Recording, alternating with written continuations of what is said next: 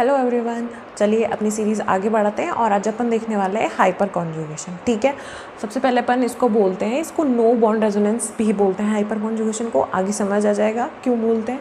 और अब अपन इसको देखेंगे कि ये होता कहाँ है, कि अपन कैसे देखें, कहाँ देखें, अपन को ज़रूरत क्या है इसे देखने की और किस में है। ठीक है, अपन ने आई इफेक्ट और एम इफेक्ट में पढ़ा था। आई इफेक्ट में अपन ने पढ़े थे सिग्मा इलेक्ट्रॉन का डिलोकलाइजेशन या डिस्प्लेसमेंट। ठीक है, और जो अपन ने एम इफेक्ट में पढ़ा था वो पढ़ा था अपन ने पाई इलेक्ट्रॉन रिंग को दे रहे हैं, रिंग से ले रहे हैं। ठीक है, ये पढ़ा था। और अपन हाइपर कॉन्जुगेशन कहाँ देखते हैं? हाइपर कॉन्जुगेशन देखते हैं अपन कार्बोकेटायन, फ्री रेडिकल और एल्कीन। मैंने बताया है कार्बोकेटायन एल्कीन कैसे फॉर्म होते हैं, आप देख लीजिएगा।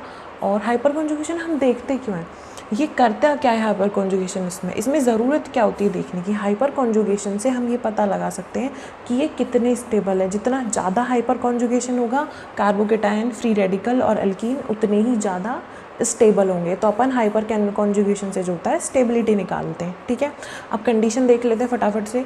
अल्फ़ा कार्बन जो होना चाहिए वो sp3 हाइब्रिडाइज्ड होना चाहिए। अल्फ़ा कार्बन क्या होता है, जैसे देखिए मैंने ये कंपाउंड लिखा हुआ है। ठीक है, कार्बोकेटायन दिख रहा है आपको, ये इस कार्बोकेटायन से डायरेक्टली जुड़ा जो कार्बन है ये कहलाता है हमारा अल्फ़ा कार्बन।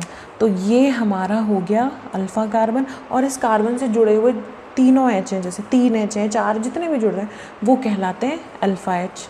ये अल्फ़ा, ये भी अल्फ़ा और ये भी अल्फ़ा हाइड्रोजन हो गए हमारे। ठीक है, ये आपको याद रखना है कि अल्फ़ा कार्बन क्या होता है और अल्फ़ा एच क्या होता है। और कम से कम हाइपर कॉन्जुगेशन के लिए, हाइपर कॉन्जुगेशन कब होता है, जब कम से कम एक अल्फ़ा एच तो हो ही हो। ठीक है, अभी आप इतना ध्यान रख लीजिए कि जितने ज़्यादा अल्फ़ा एच होते हैं उतना ही ज़्यादा हाइपर कॉन्जुगेशन होता है और वो उतना ही ज़्यादा स्टेबल होता है। ठीक है, जितने ज़्यादा अल्फ़ा एच उतनी ही ज़्यादा स्टेबिलिटी। ठीक है, अब मैंने ये लिख दिया है।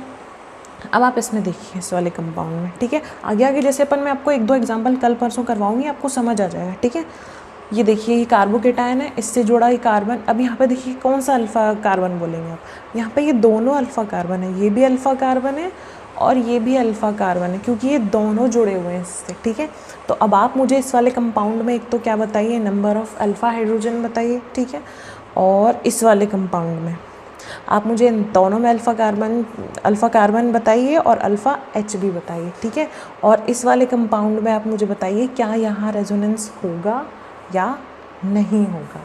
ठीक है, आप मुझे ये बता सकते हैं और बता के कमेंट करिए कि क्या आंसर आएगा इसका, इसका और इसका। जैसे जैसे आगे बढ़ेंगे बाकी आपको आगे आगे समझ आता जाएगा। और ये नोट डाउन कर लीजिएगा, जितने ज़्यादा अल्फ़ा एच होंगे उतनी ही ज़्यादा हाइपर कॉन्जुगेशन होगा और उतनी ही ज़्यादा स्टेबिलिटी होगी। तब तक के लिए स्टे ट्यून्ड, बाय।